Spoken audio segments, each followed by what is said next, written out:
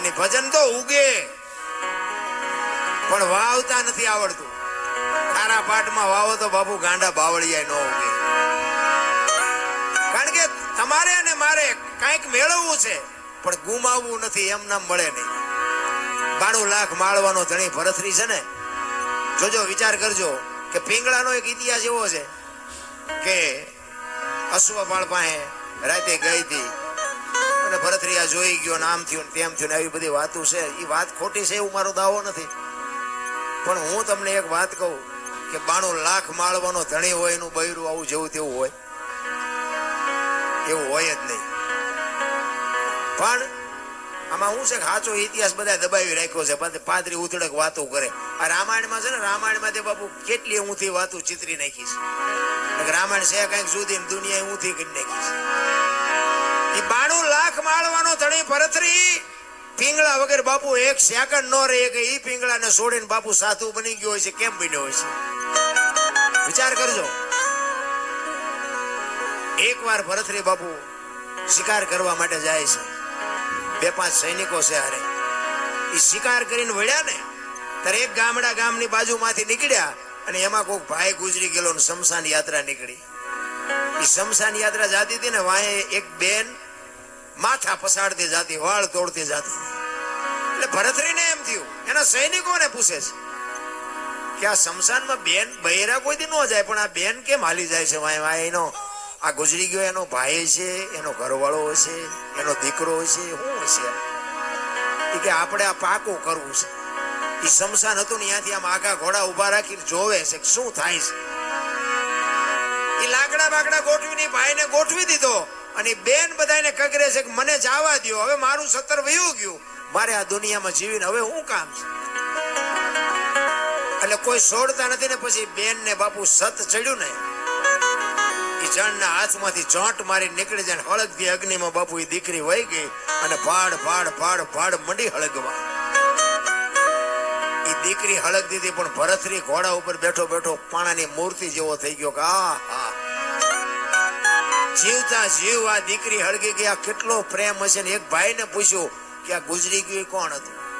એ કે બેન જે હળગી ગયા ને એના ઘરવાળા હતા. ભરથરીને વિચાર થાય કે હા પતિ પત્ની નો કેટલો પ્રેમ, જીવતા પોતાનો દેહનું બલિદાન કરવું, આ કેવડી મોટી વાત. એને બાપુ ક્યાંય હક નથી. ભરથરીને ઘરે આવ્યો, ઘરે આવીને બાપુ આમ સોફા ઉપર બેહી, હિંડોળા ઉપર બેહી અને વિચાર કરે છે. પિંગળા પૂછે છે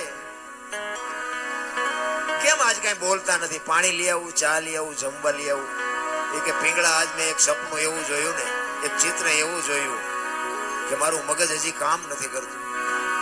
પિંગળા કહે છે કે એવું શું તમે જોઈને આવ્યા છો કે તમને હક નથી? તમે તો રાજા છો. એ કે વાત હાજી, પણ એક ગામની બાજુમાંથી અમે નીકળ્યા ને, એક ભાઈ ગુજરી ગયા હતા અને એના ઘરવાળા એની પત્ની હતી ને, એ ભાઈને હળગાવ્યો ને હળગતી અગ્નિમાં બાપુ એ દીકરી ભડ ભડ ભડ હળગી ગઈ. હું તો જોઈ રહ્યો, મને હજી મારા હૃદયમાં બાપુ ચેન નથી પડતું. અને પછી પિંગળા કહે છે કે અગ્નિ મૂકી હતી કે એની હાથે પ્રગટ થઈ હતી? કે ના, અગ્નિ તો મૂકી હતી. તો એ તો 3જા નંબરનો પ્રેમ કહેવાય, એમાં શું મોટી વાત હતી? જોજો ઇતિહાસ એમ નામ ન બને. ઈ અગ્નિ જો મૂકી હોય તો એ 3જા નંબરનો પ્રેમ કહેવાય. અને ભરથરી વિચાર કરતો તો હારો 2જા નંબરનો કેવો હોય છે, 1લા નંબરનો કેવો હોય છે? એ પિંગળાને કહે છે કે તો મને આ તમે મને ખુલાસો તો કરો, આ 2જા નંબરનો પ્રેમ કોને કહેવાય, 3જા નંબરનો કોને કહેવાય? ત્યારે એમ કહે છે કે અગ્નિ આપી ને 3જા નંબરનો છે અને જમણા પગના અંગૂઠેથી એની હાથે પ્રગટ થાય ને એ 2જા નંબરનો છે. તો કે 1લા નંબરનો? કે 1લા નંબરનો પ્રેમ ઈ છે કે પોતાની પત્નીને એનો ધણી ગુજરી ગયો એવી વાત જ્યાં કાને પડે અને શ્વાસ અંદર હોય તો બહાર નો નીકળે ને બહાર હોય તો અંદર નો જાય ને ખોળિયામાંથી જીવ નીકળી જાય, આનો 1લા નંબર. હવે આવું આપણા બૈરા કે એટલે આપણા બૈરાને પૂછ્યું કે ન પૂછ્યું તું મને કેટલા નંબરનો કરે છે? આપણે કઈ હારા તો એટલા બધા નથી જ.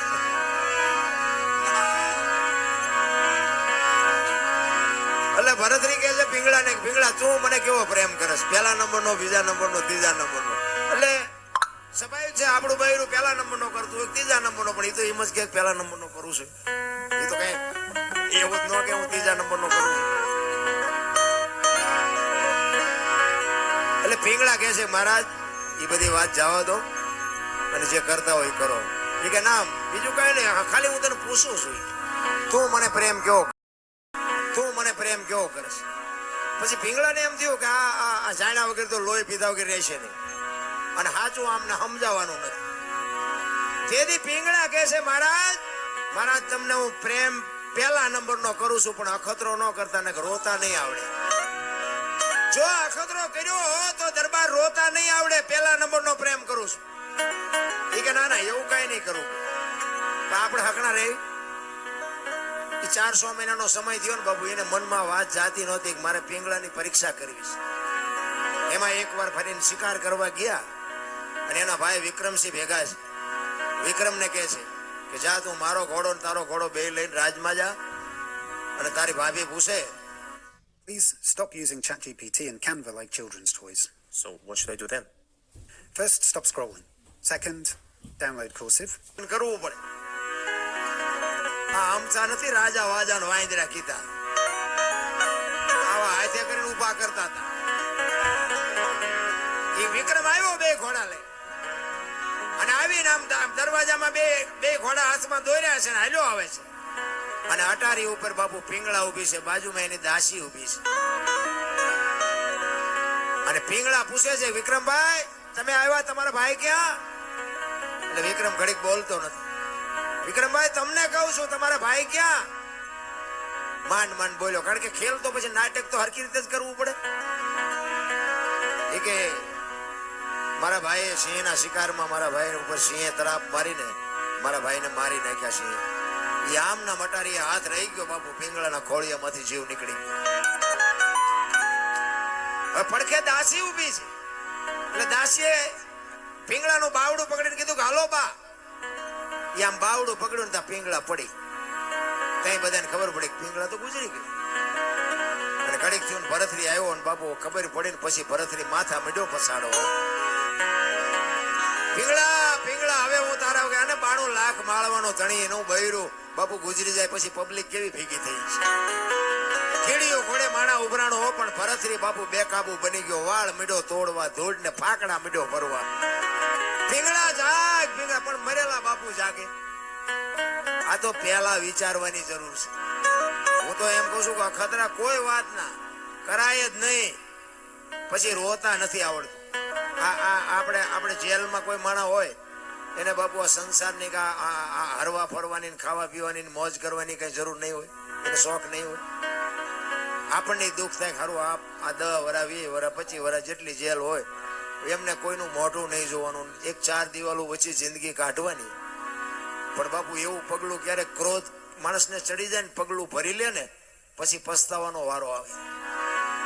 એક ભાઈ ને બાપુ વેચ જમીન હાટું હગો ભાઈ હગા ભાઈ ને મારી નાખે. એક જાય ઉપર ને એક જાય જેલમાં. એટલે સંતોએ કીધું કે ધરતી રાજા રામની કોઈની પૂરી કરી નહીં આશ, આની માથે કઈક રાણા રમી ગયા ને કઈક વિયાઈ ગયા નિરાશ. પછી જેલમાં પૂર્યો એની આપણે ખબર કાઢવા જાય ને તો એ શું કે ખબર, એ કે ઓલું પોસાવી ગયું જાય ભલે જાય પણ મને આમાં જ બારો કઢાવો. તો હવે વેચ જવા દીધી હોત તો તારે મોડું થઈ ગયું. મારો કહેવાનો અર્થ એ છે સમયની હારે હાલો. સમય બડા બલવાન ને પુરુષ બળવાન. હમણાં કીધું તું ને વખતની બાપુ વાતું છે. અર્જુન જેવો બાણા વડે બાપુ આમ ગાંડીવની પણસ પકડીને છૂટી મૂકે ને કુરુક્ષેત્રના મેદાનના પાડ ધ્રુજે. અને ભીષ્મની સામે બાપુ ઈ ઉભો રહે, બીજાની તાકાત નહીં. અને એ શિખંડીને આગળ રાખ્યો ને કે ભીષ્મની સામે ઉભું રહેવું. એટલે ઈ અર્જુન બાપુ હસ્તિનાપુરથી દ્વારકા જતો તો લૂંટાઈ ગયો, સમય વિયો ગયો. એમ સમયની બલિહારી છે. સમય હારે હાલો. વર્તમાનમાં જીવો બાપુ, ભૂતકાળને ભવિષ્યકાળને સંભાળવાની જરૂર જ નથી. ભરથરી માથા મીડો પસાડવા, પીંગળા હું તારા વગર નહીં રહી શકું, પીંગળા હું તારા વગર નહીં રહી શકું. અને ગુરુ મહારાજને ખબર પડી. ગુરુ મહારાજ આવ્યા, ગુરુ મહારાજના પગમાં પડીને ભરથરી કર કરે છે, બાપુ આને કઈક કરો, બાપુ આને હજીવન કરો.